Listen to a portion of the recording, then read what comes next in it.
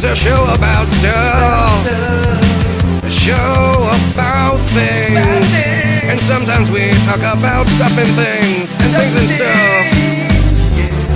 This is a show about things. And occasionally we talk about stuff. Oh, and sometimes we talk about things and stuff. And stuff and things. Stuff and things. Oh, it's amazing.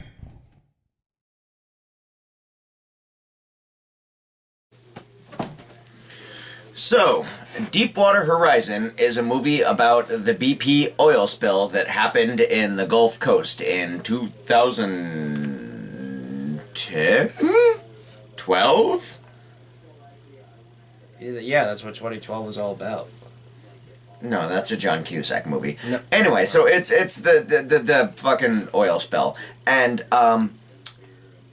you would think that maybe they'd try and make it like an action movie or something, but it's really like a lot of build-up and tension up until the oil spill, and then the climax of the movie is when I climax, and... No, finish. I'm like literally how you did in the movie. No, theater. Finishing is a synonym for climax. Oh. Okay, well that's where I was... But yeah, that's when it really gets into like the action stuff. But it's really good because there's a lot of tension and build up to the event because, you know, it's based on a true story, so you know what's going to happen, but they do a really good job of telling what happens up until the point where you know what's going to happen. So, Ken, what did you think about Deepwater Horizon? Horizon. It was a movie. It was good. I don't know. Going in, I had super low expectations. Like, none at all. I thought it was gonna be like every other fucking Americana. I gotta save all these people from big explosions kind of movie, true events. Even though it's probably played up for no tomorrow. Every movie fucking does that. Black Hawk Down, I love the movie, but I know at the same time that's like some fucking bullshit at the same time I'm watching on the screen. There's like way too much of my personal life in the shot. Is there? Okay. Yeah, there we go. That's right, better. well- It takes more of my personal life out.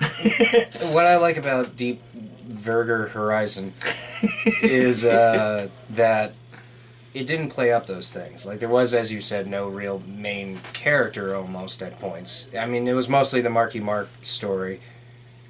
But, for the most part, it didn't play up, like, the serious kind of, like, catastrophic events, now I gotta save this guy from the big fire thing. It kind of took itself seriously, which is really nice, too. It was a slow grind, kind of build to it with a lot of false alarms the whole time, and that kind of worked in the movie's benefit. And it didn't have too many stupid shots, and it kind of stayed in the same pacing where it was just... Oh, I'm sorry, were you talking? I was, but then you were snorting, blowing your nose, because you're totally rude. Continue. I don't know. It's a good movie. I have my issues with it, but otherwise it did what I thought it couldn't do pretty well. And that's impressive to me. Because I thought it was just going to be stupid. I thought it was going to be The Day After Tomorrow. I thought it was going to be all these other true event movies that are just fucking playing off to a dumb audience. And it wasn't. It played off to me like I wasn't a stupid person, which I kind of appreciate that. Yeah, so I agree with you going into it 100% what you thought it was going to be before I actually heard a couple reviews of it, and I heard that it was like really fucking good, and I'm like... But let me stop you there. I mean, do you think that's because of it being like near the Oscar season that shit's going on? Because that was my first impression when it's like it's getting all these high reviews. It's like, oh, it's an Oscar bait movie. It's just, it's getting those reviews because... Okay, I'll give you that in that it seems like, yeah, it might have been an Oscar bait movie, but it 100% was not. Mm-hmm. But the reviews, yeah, it could have been misinterpreted as that. Okay. The main person who I thought that I trusted, which I did, is Jeremy Johns. He's a YouTube reviewer. He's got like George 1 million Jones? subscribers. Okay, I'm sure he's on the level. I agree with him on like nearly 100% of what he talks about. Okay. So he said that it was a great movie, and that's really what pushed me to see it. Because yeah, it felt like either it was going to be a dumb action movie or it was going to be an Oscar bait movie, and it turned out to sort of be a little bit of both of those, but not in a bad way whatsoever. Well, no, because that's my whole point. If they don't overplay the actor, it's not like there's one part where Mark Wahlberg is like saving 15 people and just like screaming while blood's profusely pouring out of his skull. It's like, yeah, it takes itself seriously, as I said, which is kind of nice. I think that there was only like 2 or 3 scenes where Mark Wahlberg walked away from an explosion and put sunglasses on while he just like walked away cool. And that didn't happen at all. While he was pouring into a thing of flaming oil and was just like... like Terminator style, you know? Yeah, I know, because Mark Wahlberg is Robert Patrick's dad. All of them are trained to take off their sunglasses. Cool, that's just a fact. Alright, so, I want to be a little serious here. For the first part, you just lean right in front of me. You hold a bottle in front of my head last video, you fucking lean in front of me this video. Yeah. Alright, so... I'm terrible at these things. For the first part, the first act, you know, for if every movie's separated into 3 acts, yeah. You know, if that's how it goes. The first act, it was a little slow. Yeah. And so I was taking notes. The beginning part of the second act, I was taking notes as well. And then the third act, I was just glued to the fucking screen. I'd like to share my notes, though, from the first act. I texted myself, voiceover during the logos so they weren't boring. That was pretty cool, right? You know, there's lots of fucking logos at the beginning of every movie, sometimes up to 2 or even more, sometimes minutes. There was a voiceover. So it, like... The voiceover's nice because it makes those opening credits look like they have souls. Yeah, it kept you, like, engaged in a way, so that was kind of cool. Yeah. Interesting visuals. Right at the very beginning, there was some just really cool, like, camera shots. There was the helicopter shot of, like, the naval yard. Was that and right everything. when I started noticing everything was a Michael Bay shot? Yes, that is when you called it a Michael Bay shot. Yeah. But, it drew me in. I'm going to point out 3 things already in the intro that bothered me, and you can go back to that. Was the beginning was the ordinary, the couple has to fuck or else you don't know they love each other, I guess, or something, or that you don't think they give a fuck about each other. And they also just on purpose focus on Kate Hudson's ass for a moment because, you know, aside from her face, her ass is the next best thing. Well, she's also selling the Kate Hudson's Fabrelics. What the hell is that thing called? She has her own clothing line now. That has to do with the sex scene in the beginning? Or not the sort of botched PG-13 sex scene? Well, yeah, because she's selling her Fabletics. Fabletics, yeah, it's fabulous mixed with athletics. It's Fabletics, and they're like these spandex things. But she also has this hoodie that's like a skirt. Like, it's a really long hoodie, and it does look fucking awesome. Like, I kind of want one, even though they're made for women. Okay, she has fashion sense, and she's a decent actress, but that's not against her. It's really the screenwriter, because it's like we have to open the movie. Anyway, the point of the Fabletics commercial, though, is they make her look really hot in her clothes, so that, like, fat girls will be like, I shouldn't have said that. So it's like the new sweatpants. Like, is that it? Look, certain people look better in certain clothes than others. We all know it. It's not fat shaming. I've dated fat girls. I've fucked fat girls. Okay? Let's just get over the fact that there are fat people. Like, most of America is fat. Okay? Can we just do that? Now we can talk about what we need to talk about. Anyway, so the point is, so she's, like, super hot in her Fabletics clothes, you know? She wasn't even in Fabletics clothes. She was just in, like, fucking panties and... No, I mean in that commercial, though, that she has... Because what has Kate Hudson done recently besides this? Nothing, as far as Exactly. It was just to bring her back into like, oh yeah, Kate Hudson, what's she up to? Oh, she has a clothing line? Yeah, probably. You know, that's what it was about. But even regardless of that that's where the beginning, as I was trying to say, that we got off to whatever Kate Hudson's doing that isn't acting. That, there's a beginning fuck scene which just establishes something for stupid audiences, and then the rest of the movie goes seriously, and then they start doing the Michael Bay shots, like they do this one little circling shot of a helicopter for like a minute, and it's like, is this... That was really good. I liked that shot. It was cool. I did too, because it gave you a scope of it, and it just reminded me of Michael Bay. I'm just glad the rest of the movie didn't, and that shot didn't even bother me because it made sense. It's better than a Michael Bay shot where it's like all the same shots are going for every single fucking thing. Yeah, I mean, the whole moving shots thing, that was only in the intro. They didn't do that for the rest of the movie. No. It was just, like, some nice setup shots. It wasn't like, the whole movie where it makes you nauseous and shit. Like, it was just for the beginning to set up some shit, and it was nice. Yeah. Before we continue, too, I'm a fat man, okay? I accept that I'm fat. I have nothing against fat people. I just want to put that out there, okay? I do. I fucking hate every fat person in the world. Yeah, you're a fat person, too. Yeah, I am. So, okay, I don't want to be offensive. I'm a feminist. I agree that men and women should both be equally allowed to get punched in the face, Like... That's how feminism works? Yes. No, that's how equality works. Well, theoretically, yeah.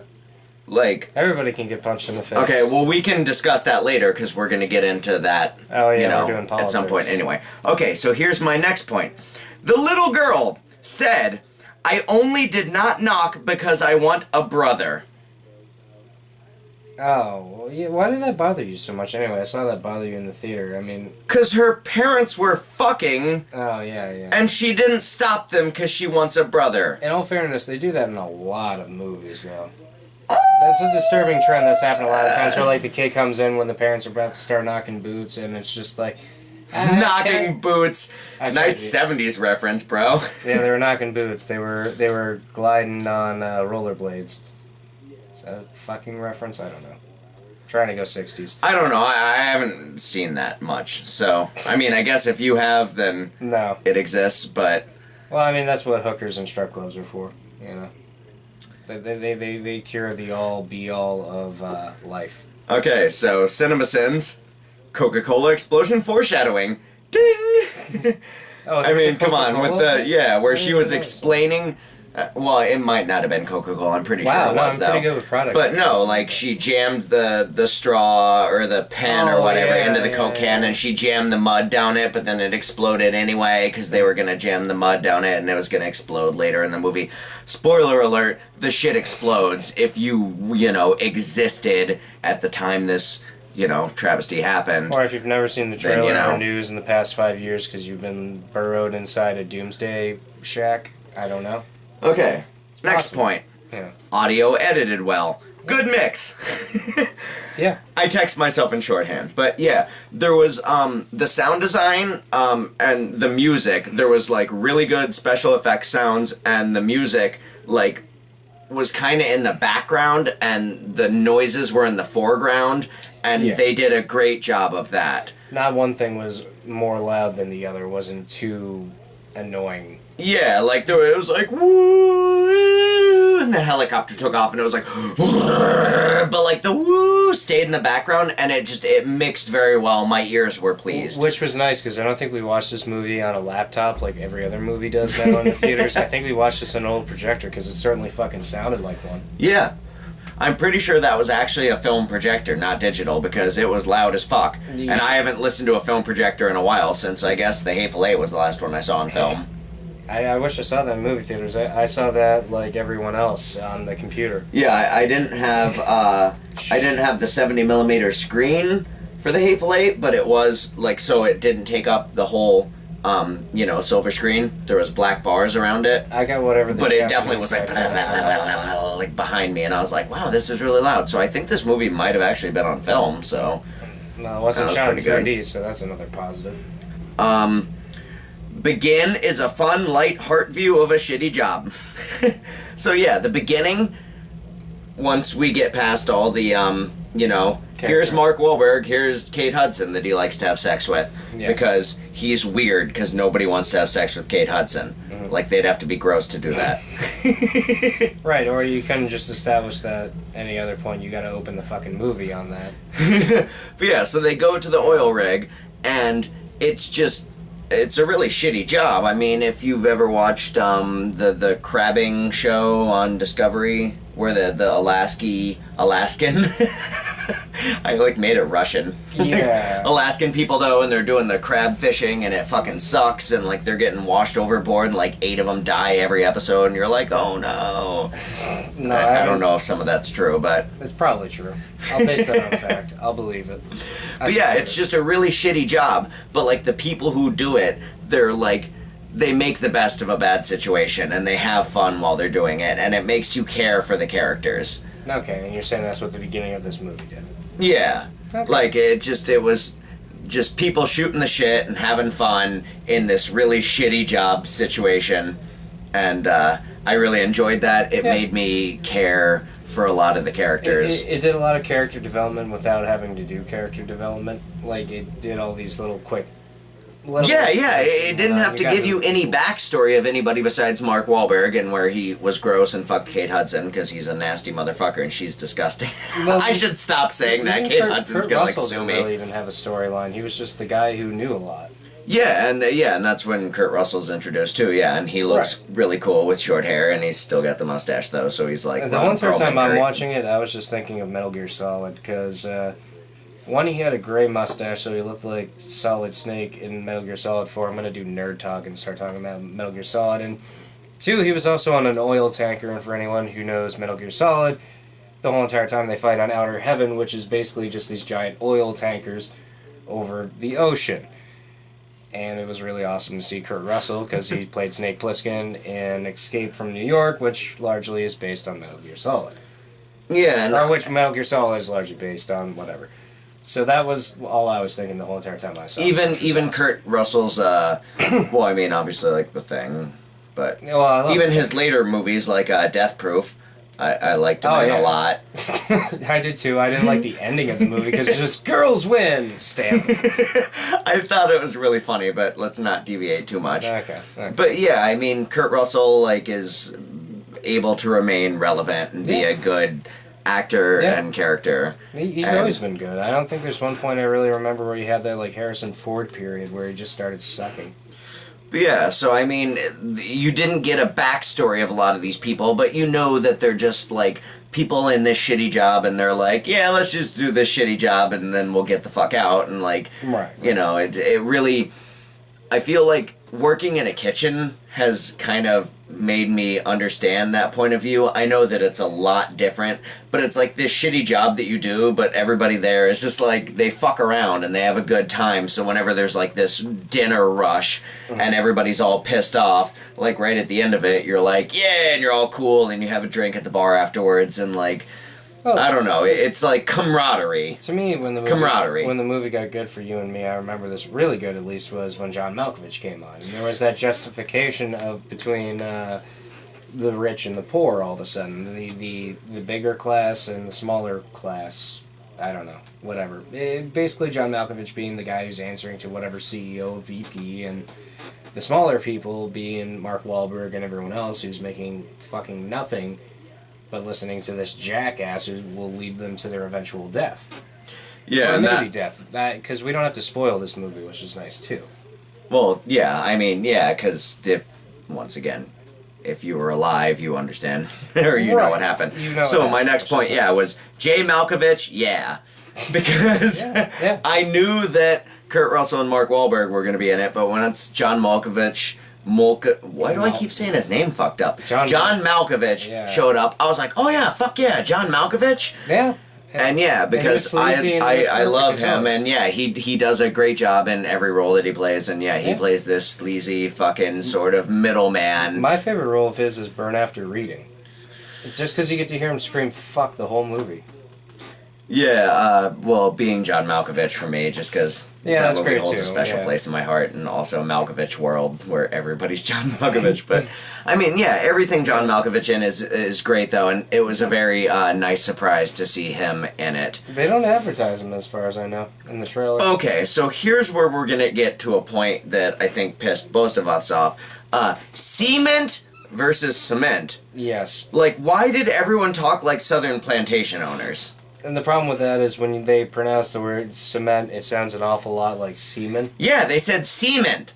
Well, I don't know It's about cement. you, but the cement. Yeah, the cement is not hardening. Yeah, no. the cement is not hardening. It's British petroleum.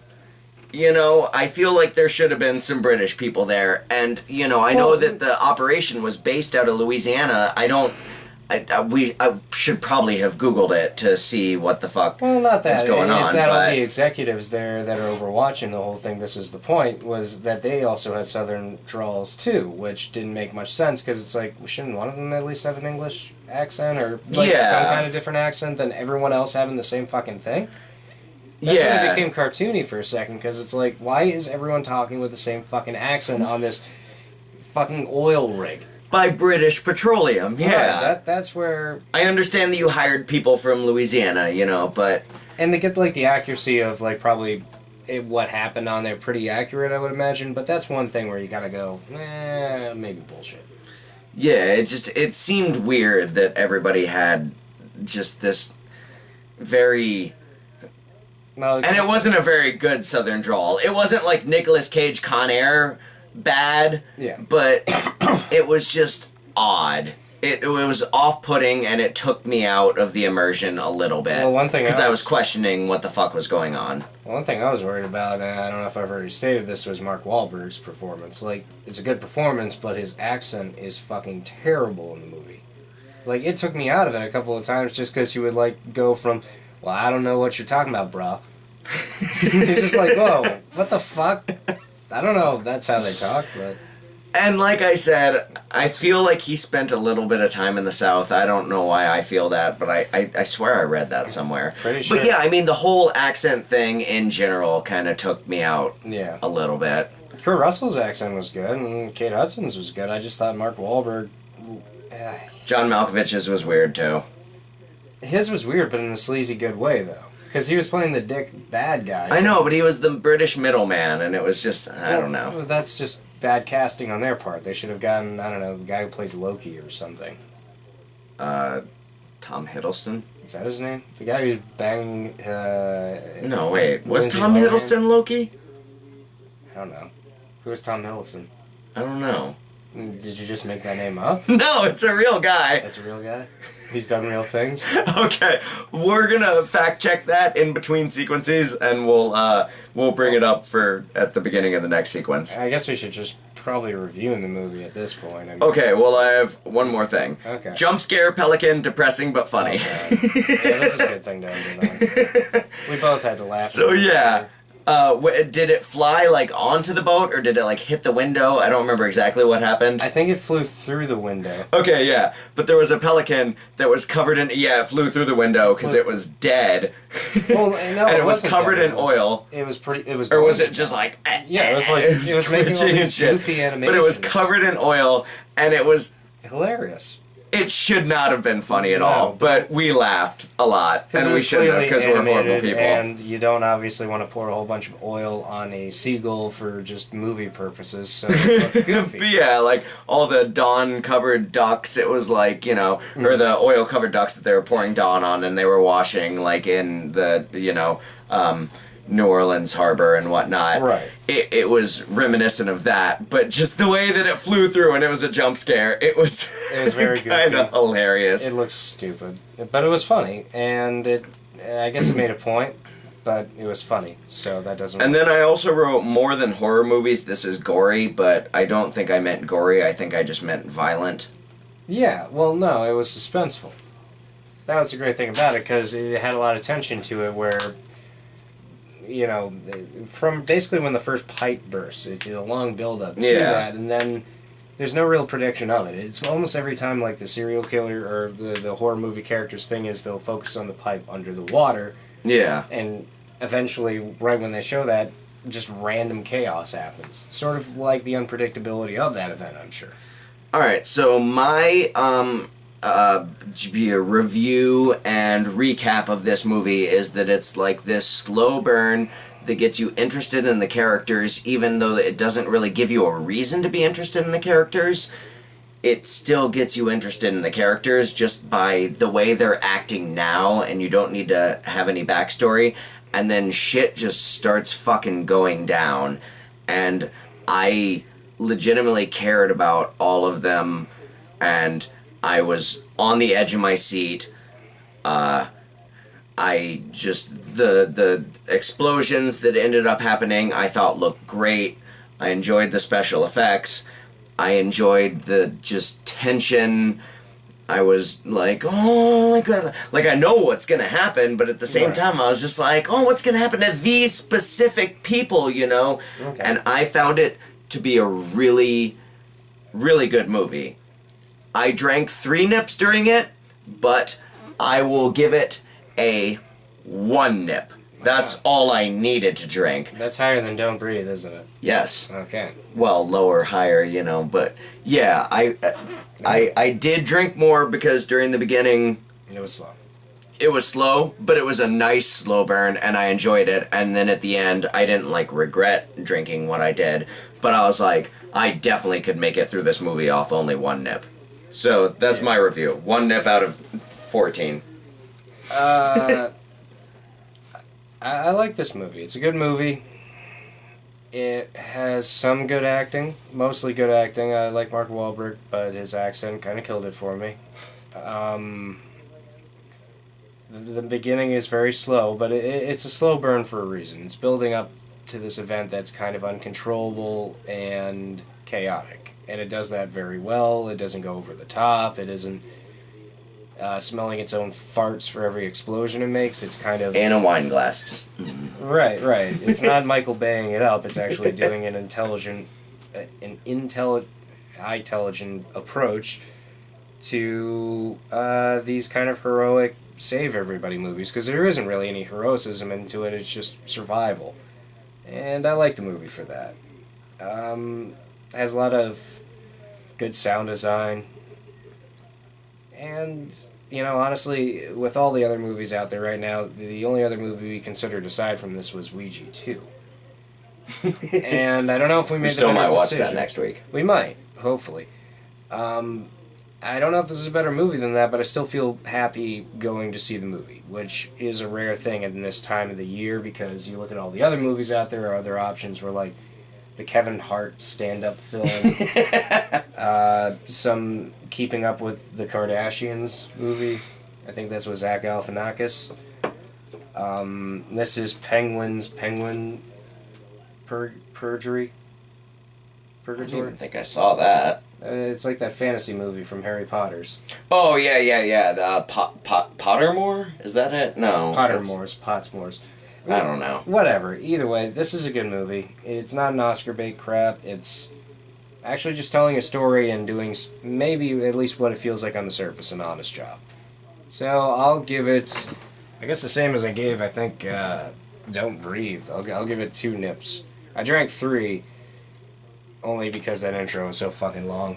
But it was a good movie. I would give it 1 nip, but these movies aren't really my cup of tea to begin with. I mean, the closest thing to it I like is probably Black Hawk Down.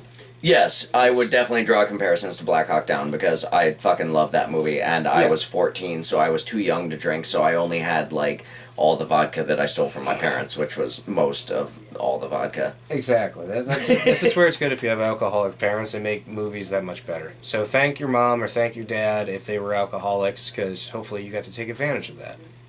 Alright, so I would recommend that you go see Deepwater Horizon in the theater. I would too. Go and see it, because, as I said, what else is there to fucking see right now?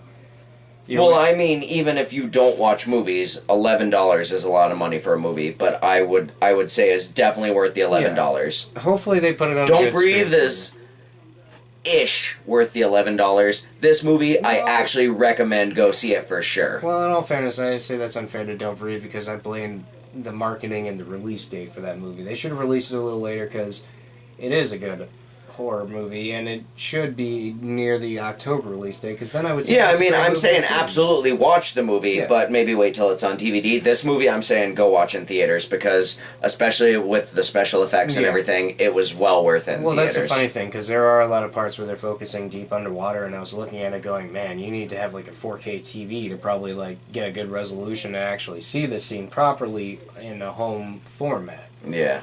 So, yeah, it is actually a movie you need to see because the explosions are very well detailed. As I said, how chaotic it is, whether it's oil just shooting right through the screen doors and whatnot, and you not knowing who dies and who lives, because that's not really the important thing. The important thing is just the whole, spectacle of it all. To me, also, it reminds me of an old Universal movie. Like Volcano or anything like that. Or like their monster movies too, like not their monster movies. I know, but like I'm saying, like the scale, like scale of their monster movies. It's like grandiose. Yeah, but it's not over the top. If you go to Universal like Studios, they have a lot of their old rides where it's like these event kind of things. I haven't been there since I was like 12. They actually have a Kurt Russell movie there. I think it's like Backstorm or Backfire, something like a fire movie where it's like firefighter and backdrift maybe. But when you're on the ride, it's literally just all these flames coming at you and everything. And this movie felt like that to me, where it's like this should be turned into a Universal Studios ride. And I would probably shoot that seems tasteless considering what the true event it was based on, but I understand where you're coming from. Just because it is a spectacle film, it's just a very well done spectacle film. No, yeah, it's very well done. From the director of Battleship, which was just absolute garbage. That's one thing that you knew going into it. I knew the director, but you like Hancock, and I like most of Hancock. Yeah, I mean, well, you can't... the directing is one thing you can't fucking criticize on Hancock. The script, maybe. The directing, no. But yeah, the director of Battleship, anyway, he made a great movie. I feel like this podcast is going to go well over an hour at this point, because I feel like we've been talking about this for over 20 minutes. I think we have too. Do you remember what the thing we were supposed to look up was? No. Fuck, we're going to have to go through and look at the footage. Shit. Or we'll just ignore it. Yeah, we'll just and never talk about it. Okay, so the thing that we said we were going to look up and talk about, that's not happening. No, fuck that shit. Alright, see you on the next segment. There's that button. Meat and Tums. I recommend everybody eat at least 700 Tums a day. That'll kill you. Don't do that. I know. Yeah, that's like literally... Okay, so you're actually encouraging people killing themselves. Oh, absolutely. Alright, we're going to talk about... Welcome back! Yeah, we're going to talk about what's better, Sega Genesis, or the SNES. Sometimes we talk about stuff and things and stuff.